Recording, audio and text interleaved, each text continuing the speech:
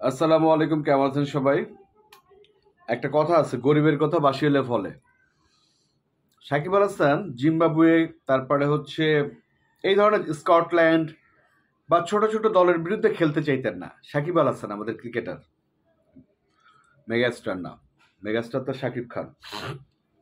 তখন না আমাদের ক্রিকেট কন্ট্রোল বোর্ডে কিছু উম, লোকজন আছে, ওদের অপদার্থ বলবো না হচ্ছে পদার্থ বলবো জানি না, ওনারা সাকিব আল হাসানকে পারলে দেশ থেকেই মানে হুমকি দিত যে বেটা তুই যদি না খেলতে পারস তাহলে তুই বাদ দল থেকে।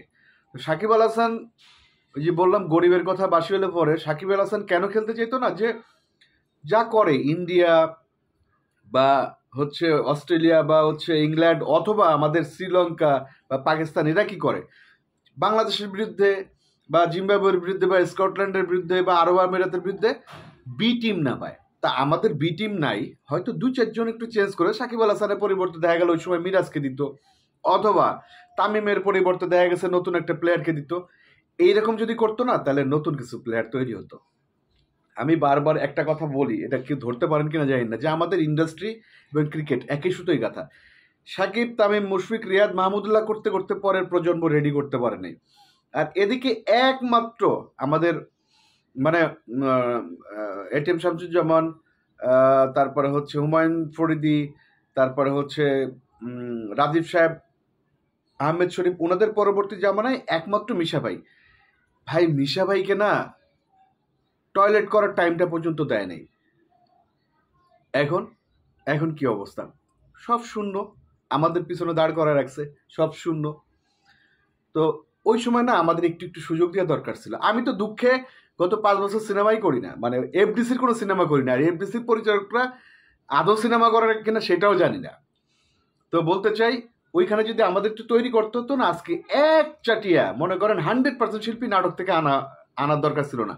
নাটকের অনেক গুণী শিল্পী আছে, কিন্তু তারা একটা লোক হলে নিতে পারে কিনা এটা নিয়ে আমার যথেষ্ট সন্দেহ আছে এবং থাকবে। হ্যাঁ, বলতে পারেন বরবাদে যেমন একটা মিক্সিং ছিল, মিক্স মানে বড় পর্দা ছোট পর্দা যাকে যেখানে, বাট লাস্টে যেটা হয়েছে আপনার এই তাণ্ডবে, হ্যাঁ ম্যাসাগার করে দিছে, মানে পুরো একটা ওয়েব সিরিজ করছে। মানে একমাত্র বড় পর্দার সাকিব ভাইকে ছাড়া বাকিগুলো একটা ওয়েব সিরিজ। মানে ওয়েব কন্টেন্ট তো খুব নেটফ্লিক্স বা অ্যামাজন বা হচ্ছে অন্য অন্য যেগুলো আছে ওয়েব সিরিজগুলো দেখলে পাগল হয়ে যাবেন। আর এই ওয়েব সিরিজ সাকিব ভাইয়ের বাদ দিলে এটা এটা কেউ দেখবে না, কেউ দেখবে না, মানে এটা ম্যাসাগার হয়েছে। তো এই জন্য বলি ওই শূন্যতাটা হয়েছে।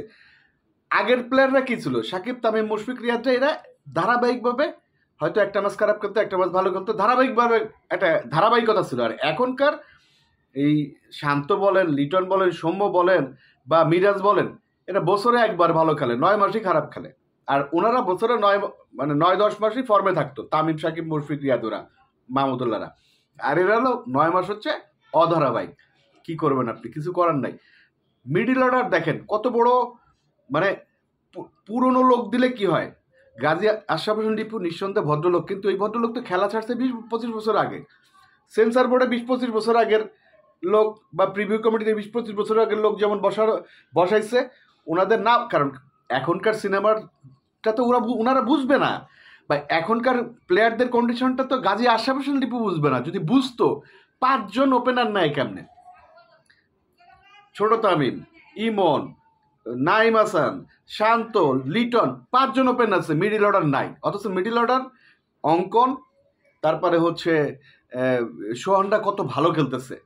কে জানি একজন বলছিল আমার যে কি কার সাথে কি তুলনা করেন, কোথায় লিটন কোথায় হলো ইয়া, ওই যে কি জানি বলে আপনার সোহান। তো এগুলো না বুঝা বলে। মানে আমার কথা হলো যে আগের প্লেয়াররা ধারাবাহিক ছিল, মানে খেললে একটা দুটা ম্যাচ খারাপ খেলতো, ঠিক হয়ে যেত, ওরা স্বাভাবিক খেলতে পারে। এখন এরা 1 বছর 1.5 বছর পর পর এক একটা ইনিংস খেলে। তো মাঝে মধ্যে মিরাজ বা আরো অনেকেই বলে নতুন একটা দল সময় দেন।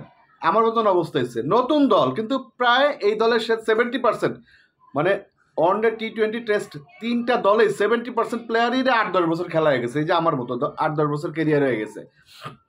তো এটা ওই নতুন নতুন করতে করতে পুরনো, মানে যারা 10 বছর খেলতেছে তাদেরও আমরা নতুন বলি। তো রিয়াসাদ আজিম, ওরে আমরা সবসময় একটু অন্যভাবে দেখি। গতকালকে ধরছিল লিপুরে লিটনের ব্যাপারে যে টি-20 ম্যাচ খেলা, এই জন্য আপনি অফ ফর্মের একটা প্লেয়ারকে ওয়ানডেতে দিয়ে দিলেন। যুক্তি হলো পরের সিরিজ টি-20, তো দেখা গেল টেস্ট ম্যাচ পরে খেলা, এখন ওয়ানডে চলতেছে, আপনি কি ওয়ানডেতে মবিনুল হককে ঢুকাই দিবেন? গাজী আশরাফ হোসেন লিপু না ব্যাকল হয়ে গেছে। কালকে ধরছিল সাইমেখা ধরছিল।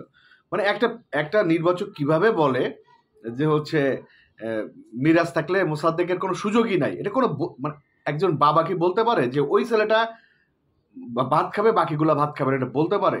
তো এই জন্য বলি গাজী আশরাফ হোসেন লিপু এদের চেঞ্জ করা উচিত। আমাদের আশরাফুল আছে, নতুন যারা আছেন মানে সদ্য রিটায়ার্ড করছে তাদের নেন নির্বাচকে। আর নির্বাচকের কাজ তো দেশে দেশে ক্রিকেট খেলা দেখা ওইখান থেকে যারা ভালো খেলে তাদের নির্বাচন করে দলটা তুলে দিবে জাতীয় দলের হাতে।